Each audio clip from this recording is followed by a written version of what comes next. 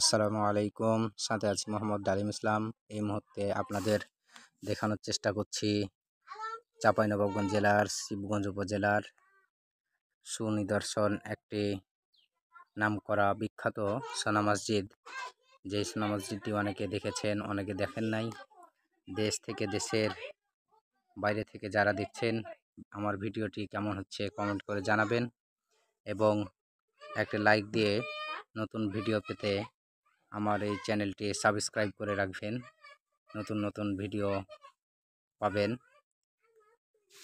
তো এই মুহূর্তে আপনাদের যে মসজিদটি দেখাচ্ছি, এই মসজিদটি শিবগঞ্জ উপজেলা থেকে বাংলাদেশ বর্ডার, ভারতের সীমানা অর্থাৎ বাংলাদেশের শেষ সীমানা 0 পয়েন্ট বলে, সেইখানে যেতে মাঝামাঝিতে পড়ে এই সোনা মসজিদটি। মেন রোডের পাশেই। সোনা মসজিদের প্রাচীরগুলো দেখছেন ভেঙে গেছে এবং মসজিদের যে ওয়ালটি আছে পশ্চিম সাইডে সেটি দেখছেন নকশা করা আছে, চারপাশেই নকশা করা আছে। এখানে দেখছেন চুনসুরকি দিয়ে যে ইটগুলো সাজানো হলটি, এগুলো পাথরগুলো খসে পড়ে গেছে। আর এখন আপনাদের সেই মসজিদের দক্ষিণ সাইডটা দেখানোর চেষ্টা করতেছি। দেখতে পাচ্ছেন আপনারা প্রিয় দর্শক, কত সুন্দর দৃশ্য। এখন আপনারা যেটি দেখতে পাচ্ছেন এটি মসজিদের দক্ষিণ সাইড।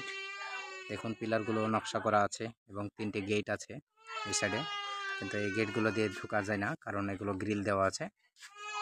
আর মসজিদের গেট, মেন গেট দিয়ে ঢুকতেই বাম হাতে একজন বীর মুক্তিযোদ্ধা এবং বীরশ্রেষ্ঠ দুইজনের এখানে কবর দেওয়া হয়েছে। তাদের স্মৃতি হিসাবে এগুলো টাইলস দিয়ে সুন্দর করে বানানো হয়েছে। একজন বীরশ্রেষ্ঠ শহীদ ক্যাপ্টেন মহিউদ্দিন জাহাঙ্গীর এবং বীর মুক্তিযোদ্ধা মেজর নাজমুল হক। তো এই মুহূর্তে দেখছেন মসজিদের উপরে যে গম্বুজগুলো, দুই সাইডে গোলভাবে গম্বুজ আছে এবং মাঝখানে চুমারিভাবে। আর এটি মসজিদের বাইরের সিন। এটি সোজাই যেটি মাইক্রো আছে এখানে অজুখানা, এবং তারপর যে লাল রঙের দেখতে পাচ্ছেন এটি হচ্ছে টয়লেট। এবং সামনে যে কবরগুলো দেখতে পাচ্ছেন সেই আমলের রাজা বাদশাদের কবর এটি। সম্ভবত তারা এই মসজিদটি নির্মাণ করেছিলেন। তো এই মসজিদটি অনেক আগের। দেশ থেকে দেশের বাইরে থেকে যারা দেখছেন ভিডিওটি কেমন লাগলো কমেন্ট করে জানাবেন।